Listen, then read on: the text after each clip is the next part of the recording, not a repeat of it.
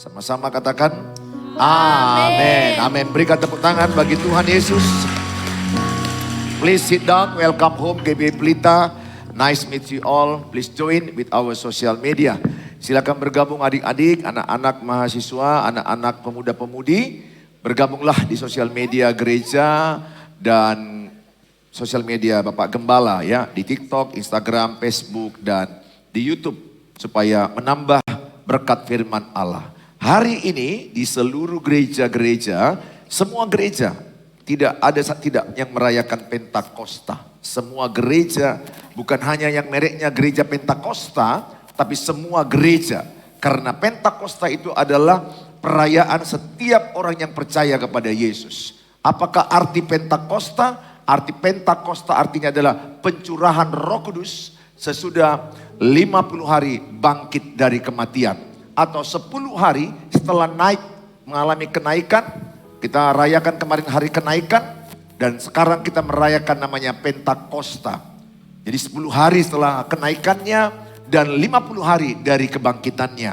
Penta 50. Jadi Pentakosta artinya adalah di hari yang ke-50 setelah kebangkitannya terjadi pencurahan Roh Kudus. Saya berharap adik-adik dalam setengah jam ini mendengar firman Tuhan. Nanti di akhir sesi saya rindu. Saudara yang percaya, yang rindu mengalami kepenuhan Roh Kudus. Engkau rindu mengalami baptisan Roh Kudus. Sebagaimana kisah para Rasul 1 ayat yang keempat dan ayat yang kelima. Yesus berkata kepada murid-muridnya, jangan tinggalkan Yerusalem sebab engkau akan menerima janji Bapa. Janji Bapa pada ayat yang kelima kisah para Rasul 1 dikatakan engkau akan menerima baptisan Roh Kudus. Saya rindu saudara kalau engkau mengalami satu kerinduan, engkau percaya saudara mengalami yang namanya kepenuhan Roh Kudus. Sekali lagi kepenuhan Roh Kudus, baptisan Roh Kudus bukan keharusan, bukan kepaksaan. Dan kalau saudara mendapat karunia berbahasa Roh Kudus bukan kesombongan, bukan menjadikan dirimu lebih hebat dari orang lain. Bukan orang kalau enggak berbahasa Roh Kudus, enggak ada Roh Kudus, jangan salah. Sejak Yesus ada di hatimu, sudah ada Allah Bapa, Allah Anak, Allah Roh Kudus, Allah Tritunggal di hati kita. Tapi yang di hati kita sekarang bekerja adalah Allah Roh Kudus. Allah Bapa, Allah Anak di sebelah kanannya. Dan Allah Roh Kudus yang ada di hati kita saat ini. Mengerti ya? Saya yakin semua kita waktu SD, SMP udah belajar Trinitas, Tritunggal. 3 pribadi tapi satu kesatuan yang tidak bisa dipisahkan. Jadi Allah Roh Kudus yang ada di hati kita sekarang ini adalah mewakili Allah Tritunggal yang ada dalam diri kita. Dialah yang bekerja saat ini ada dalam diri kita. Saya berharap saudara mengalami semangat yang luar biasa. Saya akan ajak saudara lagu Bapak Pastor Philip Mantopa. Ada yang pernah lihat YouTube-nya? Philip Mantopa? Pernah ya? Semoga nama itu gak asing bagi kita orang-orang Kristen yang sekarang YouTuber yang cukup 1,1 kalau nggak salah followersnya ya, yang sangat paling banyak di sosial media sekarang. Salah satu ya ada Henny Kristianus, ada Debbie Basir, ada juga Pak Philip Mantopa, ada juga Suheri Ultop ya. Nah jangan lupa, jangan hanya yang top-topnya aja kalian follow ya. Saya juga kalian follow ya. Paling tidak kalian mengenal saya menyampaikan firman Allah. Holy Spirit my best friend. Berapa banyak yang mau menjadikan Roh Kudus menjadi bestinya? Bestie. Who is your bestie? Holy Spirit. Tanya sebelahnya, siapa bestimu? Tanya sebelah, siapa bestimu? Punya bestie enggak ya? Punya bestie. Do you have bestie? Do you know what is bestie? Ya, coba berikan sama bestimu begini, bestie. Sarangeo ya, love you ya, love you ya, saudara. Nah, kita sekarang bestie dengan Holy Spirit. Amin. My best friend is Holy Spirit. Sahabat sejatimu, penghiburmu, penolongmu, penuntunmu, yang terbaik adalah Roh Kudus. Kita belajar sama-sama lagu Pastor Philip Mantopa, Roh Kudus, mata air hatiku. Roh Kudus, mata air hatiku. Semuanya. Roh Yesus, sahabat sejatiku, sumber kasih, sukacita, damai, sejahtera panjang sabar, panjang sabar dan lemah lembut, murah hati, baik dan setia, suci di dagingku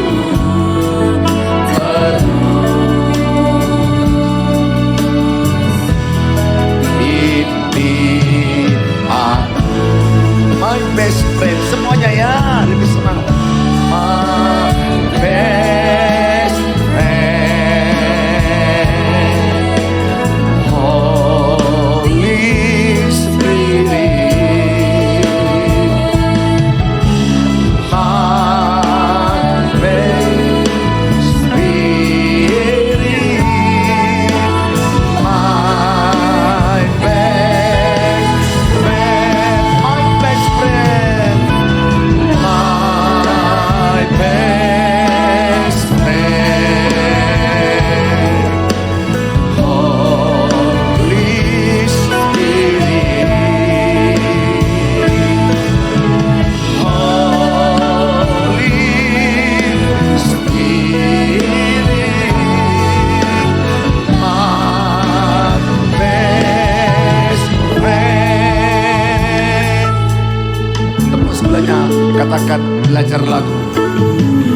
Roh Kudus, mata air hatiku, Roh Yesus, sahabat sejatiku, sumber kasih, sukacita, damai sejahtera, panjang sabar dan lemah lembut, murah hati, baik dan setia, kekal suci di dagingku,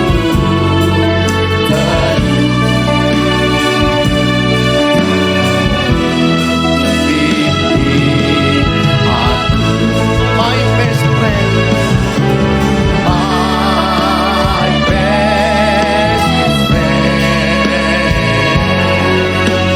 Holy Spirit, Holy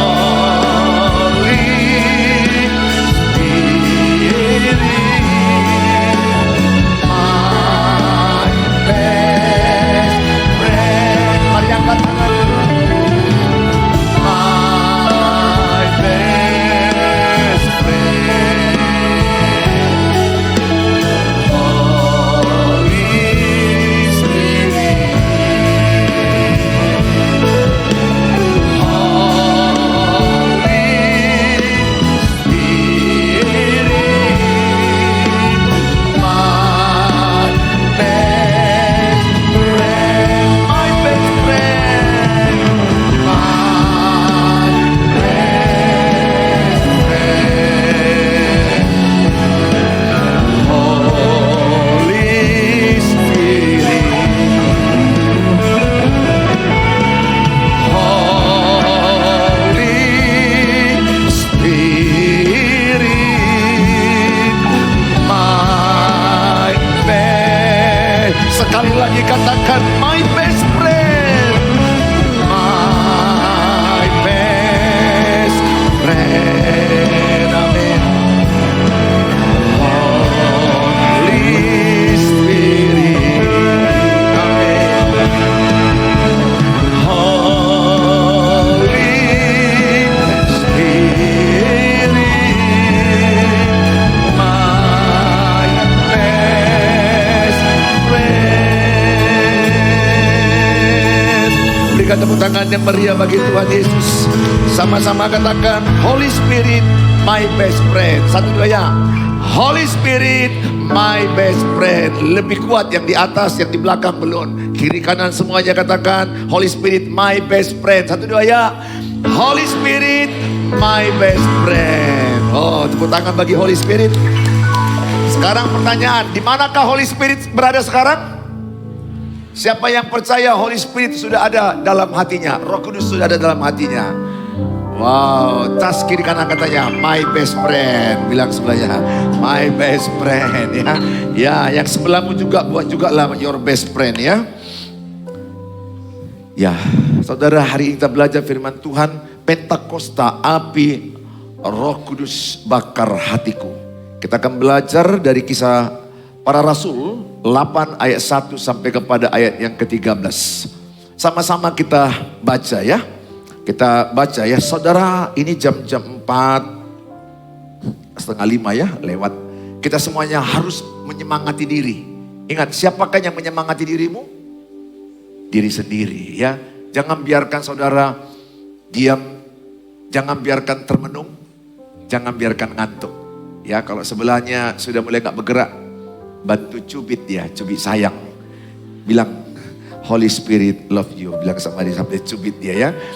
Kalau dia masih terasa, berarti dia masih hidup ya. Nah saudara, mari sama-sama kita membaca. 1, 2, 3. Saulus juga setuju bahwa Stefanus mati dibunuh. Pada waktu itu mulailah penganiayaan yang hebat terhadap jemaat di Yerusalem. Mereka semua kecuali rasul-rasul tersebar ke seluruh daerah Yudea dan Samaria. Orang-orang saling menguburkan mayat Stefanus serta meratapinya dengan sangat. Tetapi Saulus berusaha membinasakan jemaat itu. Dan ia memasuki rumah demi rumah dan menyeret laki-laki dan perempuan keluar. Dan menyerahkan mereka untuk dimasukkan ke dalam penjara. 4 sama-sama, sepertinya belum semua. Lebih kuat, 1, 2 ya. Mereka yang tersebar itu menjelajah seluruh negeri itu sambil memberitakan Injil. Dan Filipus pergi ke suatu kota di Samaria dan memberitakan Mesias kepada orang-orang di situ. Ketika orang banyak itu mendengar pemberitaan Filipus dan melihat tanda-tanda yang diadakannya, mereka semua dengan bulat hati menerima apa yang diberitakannya itu. Sebab dari banyak orang yang kerasukan roh jahat, keluarlah roh-roh itu sambil berseru dengan suara keras, dan banyak juga orang lumpuh dan orang timpang yang disembuhkan. Maka sangatlah besar sukacita dalam kota itu. Seorang yang bernama Simon telah sejak dahulu melakukan sihir di kota itu dan mentakjubkan rakyat Samaria, serta berlagak seolah-olah ia seorang yang sangat penting. Semua orang besar kecil mengikuti dia dan berkata, orang ini adalah kuasa Allah yang terkenal sebagai kuasa besar.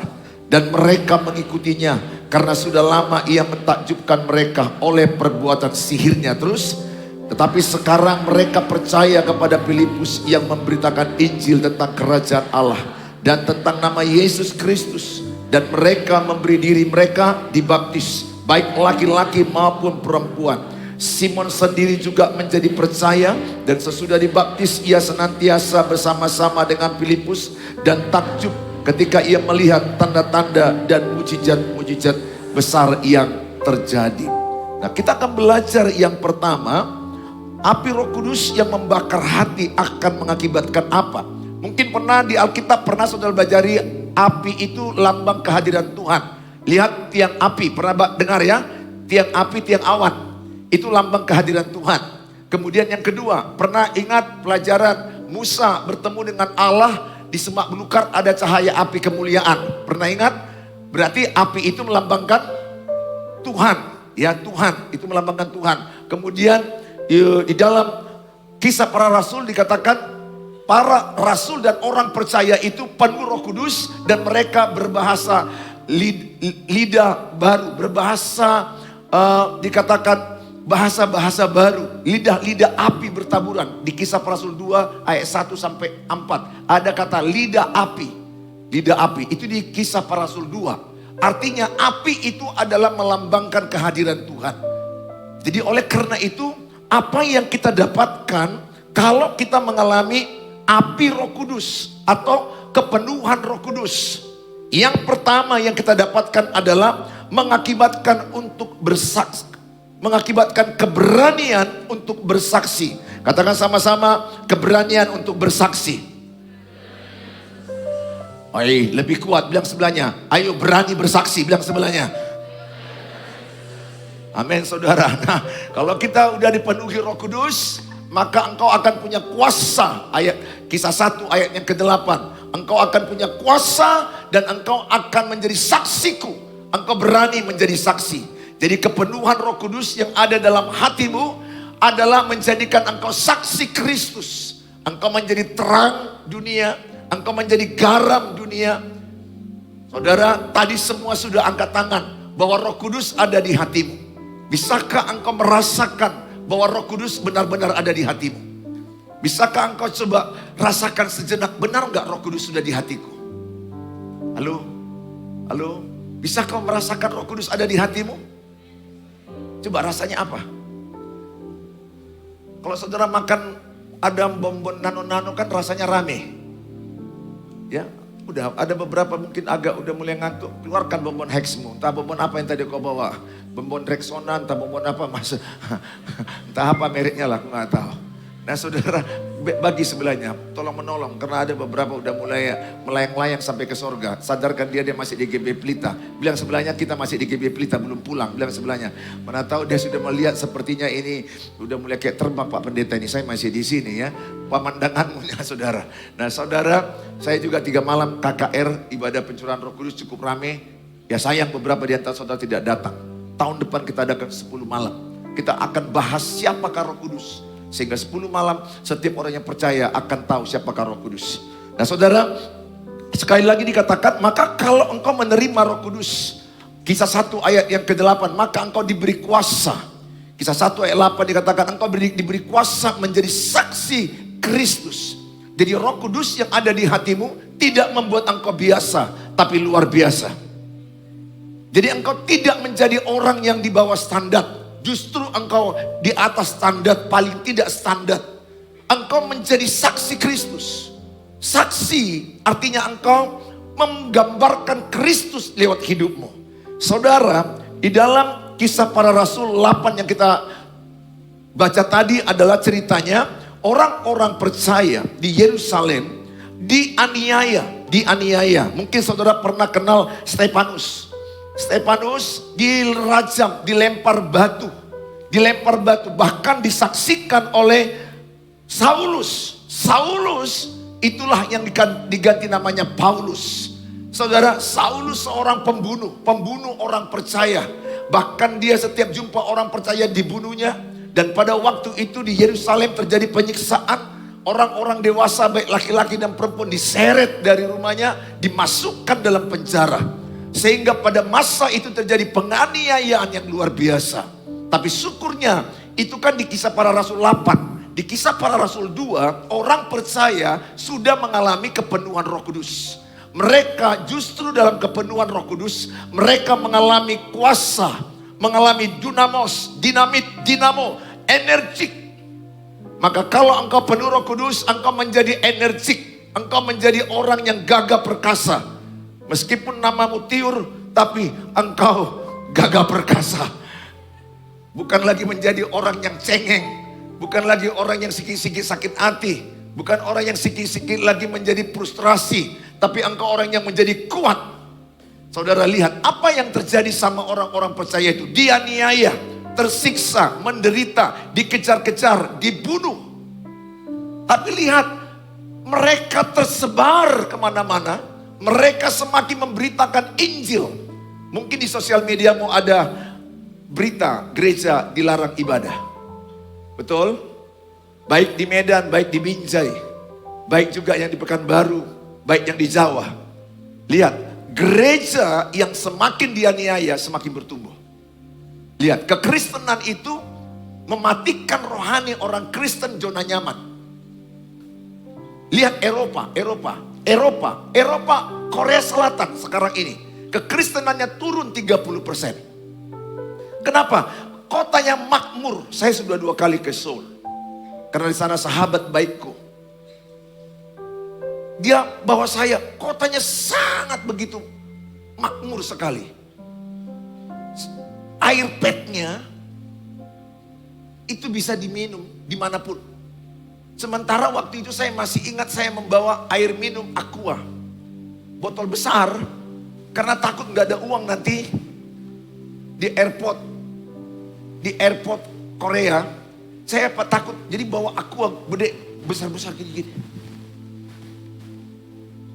Berat. Kemudian teman saya, Pastor Kim bilang, untuk apa? Ya, minumlah. Mana tahu haus. Ku dengar Korea Selatan mahal. Betul, mahal. Tapi kenapa kau bawa itu? Sini. Ini air pet.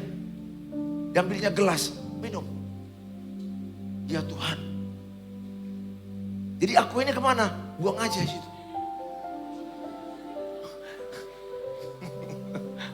Gak perlu kau bawa. Di seluruh Korea ini air petnya bisa kau minum. Makmur sekali. Saya masuk ke rumahnya. Pergi ke satu ruangan, lampu hidup sendiri, otomatis. Itu udah lebih. Terakhir saya pergi 2013. Yang pertama kali yang paling bingung saya masih 2008 kali. Yang pertama. 2007, 2008. Masuk kamar mandinya, masuk ke ruang satu ruang, lampu hidup sendiri. Yang adanya bego, nah kira-kira gitu kan. Yang adanya hantu, kok hidup. Terus saya bilang sama dia, kok bisa hidup lampunya? Gak ada ku tekan. Gak ada aku hidup sendiri. Oh di sini otomatis, sense by your body. Oh ya, kau keluar mati lampunya. Yang lebih menyedihkan lagi, masuk saya kamar mandi. Di kamar mandi nggak ada air, nggak ada gayung, nggak ada ember. Bayangkanlah datang dari Lagu Boti, bayangkanlah datang dari Siantarmen. Kalau di kampung kami Siantarmen, kalau pun nggak ada air, nggak ada apa, masih ada lagi piara ternakan, aman itu, diselesaikan dia, dibersihkan dia semua. Saudara, menyedihkan. Saya pergi masuk ke dalam, udah sakit perut, nggak nanya lagi kayak mana sistemnya, langsung duduk, langsung jongkok, langsung keluar. Pas mau pembersihan, mana gayung, mana ember, mana kertas pun nggak ada. Setahu aku di Singapura kertas, apapun nggak ada di sana begitu. Kayak mana ini? Makin canggih kok makin gila negara ini dalam hatiku. Akhirnya aku berteriak, please help me. Why? Please. What is water, paper? No need. Just press on. Press, keluar sendiri. Tet. Dari kayak pesawat ini. Tet. Belum ngerti saya. Terlalu canggih kurasa. Kalau mau kerasnya lagi bisa. Mau hot water juga bisa di situ. Hot water sekaligus kopi dong. Kan enak. Mana tahu di situ ada kopi, ada apa. Bisa macam-macam. Itu 2008 loh. Belum lagi secanggih apa lagi sekarang. Kecanggihan soul, kekristenan menurun. Maka mereka bulan 6 datang lagi. Dia bilang, kenapa kami pergi ke Nias? Dia bilang, karena kami mau menikmati hidup bersama dengan orang-orang yang kami kasihi di Pulau Nias. Karena kami bisa merasakan di sini hidup sebagaimana hidup yang mengalami banyak tantangan, banyak persoalan. Tapi disinilah iman kami tumbuh. Justru saat ekonomi yang bagus, iman kami merosot. Makanya mereka merindukan datang ke Pulau Nias. Bahkan sudah lebih 40 kali sahabatku itu, sahabat kembarku ke Pulau Nias. Saya pun udah lebih 40 kali. Udah lebih banyak saya ke Nias daripada ke Samosir. Saya mau katakan sama saudara, seberat apa hidupmu, itulah titik imanmu bertumbuh. Dengar ini baik. Justru semuanya aman, imanmu akan bisa mati. Jadi jangan inginkan hidup nyaman. Jangan inginkan hidup tanpa masalah. Jadi kalau engkau punya masalah, punya tantangan, itu titik di mana imanmu akan mengalami pertumbuhan yang luar biasa. Oleh karena itu saya mengajak sama saudara, seberat apa masalahmu, justru itulah tanah yang gembur, benih firman akan tumbuh. Bukankah ketika engkau banyak masalah, engkau akan lebih banyak berdoa? Bukankah ketika engkau banyak masalah, engkau lebih dekat kepada Tuhan. Tapi ingat, saat tidak ada masalah pun tetap berdoa. Saat tidak ada masalah pun tetap dekat dengan Tuhan. Namun semakin banyak masalah, makinlah dekat dengan Tuhan. Karena banyak orang semakin ada masalah, makin menjauh dengan Tuhan. Lihat, orang-orang percaya, mereka dihabisi. Justru mereka menyebar sampai ke Samaria. Injil diberitakan ke kampung-kampung. Makanya lewat penderitaan imanmu bertumbuh. Ingat, iman bertumbuh dengan dua jenis. Yang pertama adalah membaca firman Tuhan. Roma 10 ayat 17. Dalam kitab Petrus adalah lewat penderitaan hidupmu. Jadi ketika engkau mengalami penderitaan hidup, itu adalah di mana Tuhan ingin menumbuhkan imanmu. Itu adalah Tuhan ingin memurnikan imanmu seperti murni emas. Pesanku samamu, jangan tolak masalahmu. Dan jangan juga memancing mari masalah supaya tumbuh imanku. Bukan sebodoh itu. Tapi kalau ada masalah, itu adalah di mana engkau sedang Tuhan imanmu dinaikkan. Imanmu bertumbuh. Imanmu murni. Imanmu level up. Imanmu seperti emas. Maka Ayub berkata, aku akan timbul seperti emas. Pesanku samamu anak-anak gadis, anak-anak muda. Milikilah mental berani. Di dalam kesesakanmu ada kebaikan Tuhan. Di dalam segala penderitaanmu ada rencana Tuhan. Dan imanmu semakin bertumbuh. Jangan, kalau engkau diputuskan cintamu, jangan sampai engkau mogok makan 3 malam. Jangan sampai kau terlalu cengeng nangis terus. Bolehlah 3 tetes boleh. Jangan terlalu hancurkan hidupmu hanya gara-gara masalah. Skripsimu ditolak, justru makin ditolak, makin dalam. Makin dalam kau bahas. Ditolak lagi, makin dalam. Ditolak lagi, tapi jangan karena bodohmu juga lah, nah saudara. Nah ini, karena udah dibilang pun yang ini kau perbaiki, ini ketikannya salah, ini sini salah. Nah itu kau perbaikilah. Tapi udah bagus pun kau buat, masih ada lagi yang salah. Datang lagi, ingat kalau engkau tidak jenuh-jenuh, maka engkau mendapatkan yang terbaik. Yang kedua, kita akan belajar, yang kedua adalah ketika orang dipenuhi dengan Roh Kudus, maka dia akan mengalami yang namanya mengalami mujizat, tanda-tanda ajaib. Mari sama-sama ayat 8, kisah 8 ayat 6, 1, 2 ya. Ketika orang banyak itu mendengar pemberitaan Filipus dan melihat tanda-tanda yang diadakannya, mereka semua dengan bulat hati menerima apa yang diberitakannya itu. Tanda-tanda ajaib apa? Ayat 7, coba dibuka. Kisah 8 ayat 7. Kisah 8 ayat 7. Tanda-tanda ajaib apa? Ya, di tengah penderitaan ada mujizat. Kalau saudara mau mujizat, menderita dulu. Halo? Mau mengalami mujizat? Mana dapat mujizat kalau aman-aman aja? Apa mau dimujizatkan? Semuanya baik-baik, sehat. Uang cukup. Aman-aman semua kuliah, aman-aman semua. Mujizat apa? Jadi mujizat akan dikasihkan kepada orang yang menderita. Kepada orang yang punya masalah. Bagaikan telur di ujung tanduk. Terancam. Dia butuh. Kalau enggak di ACC skripsi. Di tanggal 25 bulan 8 terakhir. Maka aku fail. Tidak wisuda. Nah, itu perlu mujizat. Engkau berdoa, Tuhan jamah dosen pembimbingku Tuhan. Dalam nama Yesus jamah. Tuhan tolong. Ampukan aku. Kau perlu. Karena udah di ujung tanduk. Darurat. Ayat yang ke-7. Sama-sama kita baca 1, 2 ya. Sebab dari banyak orang yang kerasukan roh jahat, keluarlah roh-roh itu sambil berseru dengan suara keras. Dan banyak juga orang lumpuh dan orang timpang yang disembuhkan. Ayat yang ke-8.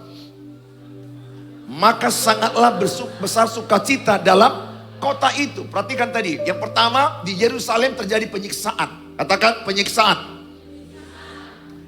Kedua, mereka tersebar memberitakan Injil. Waktu mereka tersebar memberitakan Injil, mereka dipenuhkan dengan Roh Kudus. Karena dipenuhkan dengan Roh Kudus, maka mereka berani. Saya dulu tidak berani lihat orang. Artinya saya nunduk-nunduk, insecure. Mungkin ada yang sama kayak saya di sini. Karena saya merasa tidak lebih baik dari orang. Saya melihat orang kaya, pemilikku datang orang kaya, saya masuk lemari. Bawa mobil mereka, saya nggak insecure. Kurang percaya diri. Insecure artinya nggak puas dengan apa yang ada padanya. Sehingga dia nggak percaya diri. Pernah lihat orang nggak berani menatap? Itu insecure. Dia kenalan dengan orang aja nggak berani menatap. Aku miskin. Aku ini jelek. Aku ini bawa badan. Ya pakai resona dong kalau bawa badan. Nah saudara. Ya ada juga loh. Ada juga loh cowok percaya diri. Tapi bau kali badannya. Ada itu. Tapi nggak tahu loh dia. Itu yang namanya blind spot. Dia nggak sadar akan kebauannya. Tapi orang di sekelilingnya sadar kebauannya. Yang lucunya percaya diri kali dia. Suka-suka yang nggak ketiaknya gini-gini. Aduh Tuhan. Kalau dia duduk dekat kau di gereja, cepat-cepatlah kau agak-agak cari tempat posisi yang lebih baik di atas gitu nah saudara. Insecure. Saya dulu merasa miskin dari kampung. Lahirnya pun di bah gunung. Namanya bah tambah gunung. Laras. Serbelawan. Lebih keren kan? Serbelawan kan masih kenal. Laras udah kurang dikenal. Kampungnya lagi bah gunung. Aku yakin di Globe nggak nampak itu. Aku yakin. Cobalah cari aja lihat di Google. Ada nggak kira-kira bah gunung? Kurasa ada lah ya. Kasih karunia Tuhan itu ada. Memang itu yang tempat lahirku bah gunung. Lebih keren lagi. Akhirnya mamaku membuat pematang Siantar. Karena dekat ke Siantar 1 jam. Kan gak malu-malu kan. Tempat lahir. Dokter Suheri, bah gunung. Kan jelek kali kan. Payah menjelaskan. Kau lahir di gunung ya? Bukan di gunung. Cuma namanya. Alah tempatmu juga aneh-aneh juga. Jangan ketawa-ketawa. Beberapa tempat lahirmu juga entah di mana-mana. Kau buatlah Gunung Sitoli. Teluk Dalam. Padahal, waduh Tuhan. Entah di mana lah. Samanya kita. Saudara insecure. Saya merasa gigi saya ini kalau kalian lihat lebih dekat GLBB. Gerak lurus berubah tak beraturan. Nah artinya ada yang maju, ada yang mundur, ada yang maju. Ingat ya, secantik-cantiknya orang, dia yang tahu mana yang jelek dari dirinya. Betul? Buat wanita-wanita yang suka kau berkaca-kaca. Orang kan udah puji kau, cantik, cantik. Tapi kalau kau di kaca, kok jelek kali ya ini. Aku dulu kan gigiku pernah itu gitu. Maju satu depan. Jadi kalau aku dulu senyum nggak bisa rapat. Gigi mancung. Jadi satu maju depan. Syukurlah aku main berantam-berantaman sama abangku, Pak Theo. Main-mainnya berantam-berantaman. Serius pula dia, digininya ke kaki kepalaku ke lantai. Wah katanya nah. Kan main-main bang. Kulihat putus. Sebelah sisanya hitam. Awalnya aku meratap nangis. Kenapa? Tapi itulah Roma 8 ayat 28. Allah turut bekerja. Mendatangkan kebaikan. Sehingga giman gitu hilang. Dan bisa jadi gigi palsu di depan ini. Jadi bisa laku senyum. Kalau dulu saya senyum itu nampak apa setengah. Jadi payah rapatnya. Kalau aku paksakan kayak bemo, dia maju ke depan. Bisa kalian bayangkan aku insecure? Iya dong, orang kan giginya rata. Udah pakai pesawatnya dibawa ke Siantar. Tahu pesawat? Pesawat itu yang dulu pesawat gue bilang itu. Oh, behel yang I'm sorry ya, waktu SD itu bilang pesawat. Karena mirip pesawat gue lihat. Pakai behel. Di gini, mau capek kali aku. Tapi karena memang gak mampu behel itu, tetap aja kayak gitu. Nyerah aku. Makan susah. Masa ada kawat dalam mulut. Nah saudara, singkat cerita. Insecure. Saya insecure, saya gak berani. Saya merasa miskin, saya merasa jelek, saya tidak merasa lebih baik dari orang lain. Saya merasa nggak sempurna tubuh saya. Saya merasa, apalagi bagian mulut, saya merasa ada yang salah. Perhatikan baik. Insecure versus secure. Orang yang secure, dia pede. Karena dia percaya, dia indah di mata Tuhan. Dia mulia di pandang Tuhan. Dia berharga di hadapan Tuhan. Dia kekasih hati Tuhan. Allah yang membuat dia secure. Orang yang insecure adalah orang yang tidak puas dengan apa dirinya. Gak salah engkau mempercantik dirimu. Gak salah engkau berusaha membuat dirimu lebih baik. Tapi jangan maksa juga lah. Jangan maksa juga, jangan maksa. Secukupnya lah, secukupnya. Ini kadang-kadang terlalu maksa sampai apalah suntik ini, apa betox atau botox atau batox, nggak tahu saya. Apa namanya? Botox. Botox. Kayak batok lah, tarik sana, tarik sini. Saya mau katakan sama saudara, saya nggak salahkan, silakan kalau engkau punya uang. Tapi kalau engkau nggak punya uang jangan. Engkau cantik di mata Tuhan. Karena hatimu yang penuh dengan kasih Tuhan yang luar biasa. Karena hatimu yang mentakut akan Tuhan. Karena hatimu yang dipenuhi oleh kasih Tuhan. Saudara, Roh Kudus membuat engkau berani. Saya berani. Dulu saya ngomong gugup, gagap. Kalau saya bilang ke dulu, manya itu 3 menit kemudian, nanya itu 5 menit kemudian. Kemana? Betul. Tapi saya dulu saya berdoa karena saya anak yatim. Saya tidak bisa kuliah dengan uang mama saya, seorang janda. Saya harus ngajar. Saya ngajar di Medika, bimbingan tes top dulu.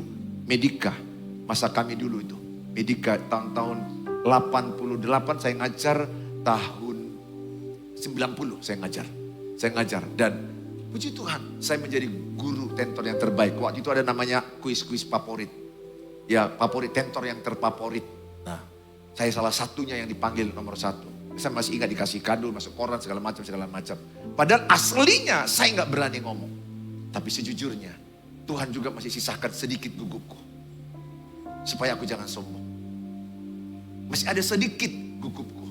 Terutama kalau udah buru-buru, istriku langsung tahu. Nah, istriku langsung tahu dia mengingatkan hidup lamaku. Karena kadang-kadang muncul juga sedikit. Tapi jauh daripada itu saya dibawa Tuhan. Dan sampai masih saya mahasiswa di tingkat 4, tingkat 5, tingkat 4. Saya khotbah di depan 5.000 orang. Di Paridi Hall 2 kali. Padahal saya takut jumpa orang. Saya masih ingat liturgi. Liturgi kan maju ke depan. Soknya itu pula luar kepala. Kan ada ayatnya. Dari Yudea ke sini, ke sana, ke sana. Aku bilang dari Yudea kemana lagi ya.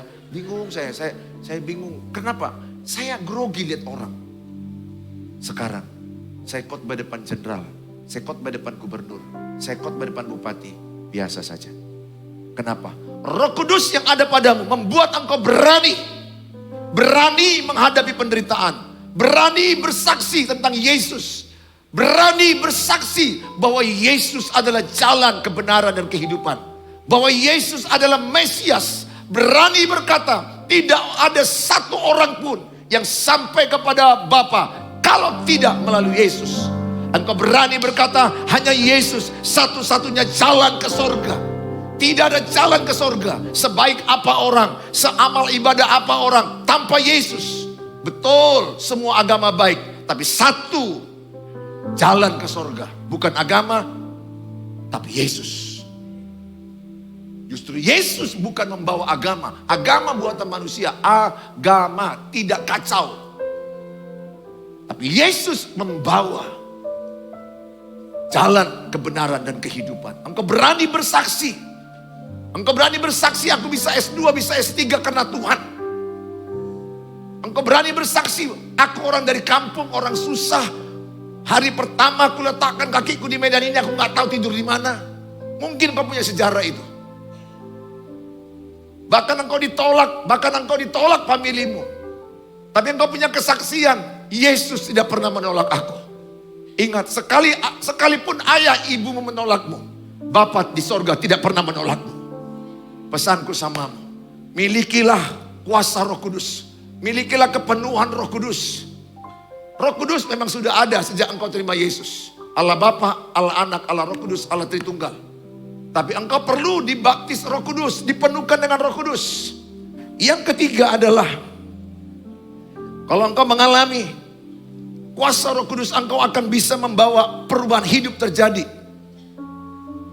Simon sendiri yang juga jadi percaya, dan sesudah dibaptis, ia senantiasa bersama-sama dengan Filipus dan takjub ketika ia melihat tanda-tanda dan mujizat-mujizat besar yang terjadi. Jawab Simon, hendaklah kamu berdoa untuk aku kepada Tuhan supaya kepadaku jangan kiranya terjadi segala apa yang telah kamu katakan. Siapakah Simon? Simon ini tukang sihir. Tapi sejak dia melihat Filipus bersaksi melayani Tuhan penuh dengan kuasa Roh Kudus, mujizat, orang lumpuh berjalan, orang buta melihat, orang tuli mendengar. Dia melihat luar biasa, ternyata aku ini gak ada apa-apanya. Simon tukang sihir bertobat menjadi percaya. Dia menjadi mengikut Tuhan. Walaupun belum segenap hati dia, masih ada yang kurang. Karena dilihatnya ada urapan, dia berkata kepada Rasul Petrus dan Yohanes, bisakah aku beli urapanmu itu? Kenapa engkau menampakkan tangan orang penuh Roh Kudus? Aku beli dong. Maka Rasul Petrus dan Yohanes berkata, perbuatan itu sesat. Karunia roh gak bisa dibeli. Sekali lagi, karunia Roh Kudus tidak bisa kau paksakan. Berbahasa Roh Kudus jangan paksakan. Berbahasa Roh Kudus jangan kau buat-buat. Berbahasa Roh Kudus jangan ikut-ikutan. Bukan bahasa rohnya yang paling utama bagi saya. Bagi firman Allah, hidupmu yang dikendalikan Roh Kudus. Dipimpin Roh Kudus, kata-katamu menjadi kudus. Namanya pun Roh Kudus. Berarti roh yang menuntun perkataanmu kudus. Orang yang dipenuhi Roh Kudus gak mungkin ngomong porno. Gak mungkin. Asal dia melekat ya. Kok ikut-ikutan ya bisa. Orang yang dipenuhi Roh Kudus gak mungkin matanya melihat pornografi. Gak mungkin. Godaan pasti ada. Tapi Roh Kudus yang membuat engkau berkuasa menolak godaan itu. Bukankah banyak orang jatuh dengan dosa seksual? Bukankah orang berjatuhan pernikahan, hancur pernikahan, hanya gara-gara si istri gak menguasai nafsu seks, suami gak menguasai nafsu seks. Banyak orang gak menguasai nafsu, akibatnya jatuh. Banyak juga anak gadis gak menguasai nafsu, bahkan jadi penggoda, jadi pelacur, menjajahkan tubuhnya ke berbagai orang. Kenapa? Tidak ada Roh Kudus yang menguasai dia. Roh Allah yang ada padamu, 1 Yohanes 4 ayat 4, lebih besar daripada roh dunia ini. Makanya Tuhan berkata ketika dia naik ke sorga, jangan gelisah, jangan takut, percaya. Aku akan minta kepada Bapa. Kan dia duduk di sebelah kanan Allah Bapa. Bapa, berilah penolong bagi mereka. Mereka gak kuat dengan godaan nafsu seks. Mereka akan jatuh karena masa itu pun udah banyak orang jatuh dengan seks. Udah banyak jatuh dengan perzinahan. LGBT. Bukan sekarang itu LGBT, dulu sudah ada LGBT. Makanya gak heran banyak orang laki-laki suka laki-laki, perempuan suka perempuan. Sehingga terjadi HIV. Tapi kalau engkau penuh Roh Kudus, bagaimanapun dosamu, dengar, bagaimanapun engkau pernah melakukan hubungan seks di luar nikah, Tuhan mengasihimu. Tuhan sanggup mengubah engkau hari ini. Engkau hanya butuh, I need Holy Spirit, my best friend. Please help me. Karena engkau tidak mampu menolak godaan itu. Berapa banyak yang sharing sama saya sekarang di TikTok saya, kalau engkau lihat. Begitu banyak yang sharing. Bahkan mereka minta nomor WA, begitu banyak. Menceritakan bagaimana mereka melakukan hubungan seks belum diberkati. Dan saya sekarang sakit kelamin, Pak. Dan lucunya pacarku yang udah menikmati tubuhku pergi pula dia. Barusan aja masuk ini WA-nya. Ini di Tapanuli Utara.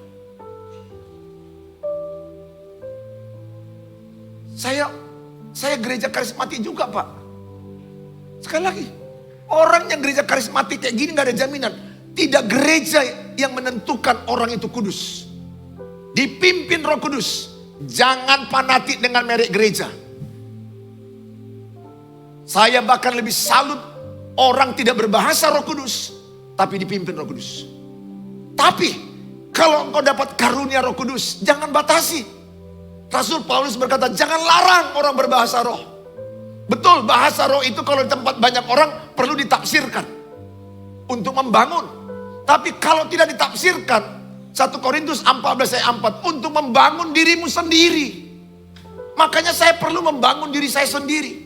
Apalagi kalau ibu-ibu udah mulai konseling masalah hubungan suami istri, bagaimana mereka bermasalah. Saya jaga diri saya berbahasa roh. Itu karunia yang sudah diberikan Tuhan. Bukan saya pamerkan. Saya khotbah di beberapa gereja okumene, GKPS, Metodis, HKBP, GKPI, saya khotbah. Saya pendeta okumene. Tapi saya tidak meletakkan itu, melakukannya dengan sembarangan. Karena berbahasa roh kudus itu tertib, saya bisa berbahasa roh di mobil. Di tempat yang gak perlu di publik, di pertaniangan. Gak perlu. Bahasa roh gak perlu dipamerkan. Tapi kalau engkau punya karunia bahasa roh, itu karunia. Diberikan kepada orang yang percaya. Diberikan kepada orang yang rindu. Diberikan kepada orang yang bertobat. Bertobat ya. Pertobatan baptisan selam, baptisan air. Boleh percik, boleh yang selam, terserah saudara yang mana imaninya. Sesuai dengan kepercayaan. Saya tidak memaksakan. Tetapi untuk baptisan Roh Kudus, engkau perlu bertobat. Hari ini kalau bilang, aku mau bertobat, tinggalkan perzinahan. Kuatkan aku perlu Roh Kudus, help me. Karena gadgetku ini merusak aku Tuhan. Kalau engkau jatuh di pornografi, aku bisa bayangkan terikatnya di otak alam bawah sadarmu itu lebih parah dari narkoba. Namanya narkolema. Narkotik lewat mata, itulah pornografi. Sarafmu lebih banyak rusak. Narkolema lebih parah dari narkoba. Narkotik lewat mata, pornografi. Sehingga engkau payah mengontrol pikiran, kenapa selalu najis. Betul, kita banyak digoda. Tapi ada roh Allah yang membuat engkau menolak itu. Anak-anak gadis, kalau engkau penuh Roh Kudus, tanganmu tidak mudah disentuh oleh pria. Karena tubuhmu baik suci. Kalau tanganmu nggak mudah disentuh, apalagi bibir. Maaf, apalagi lakukan seks, tak mungkin.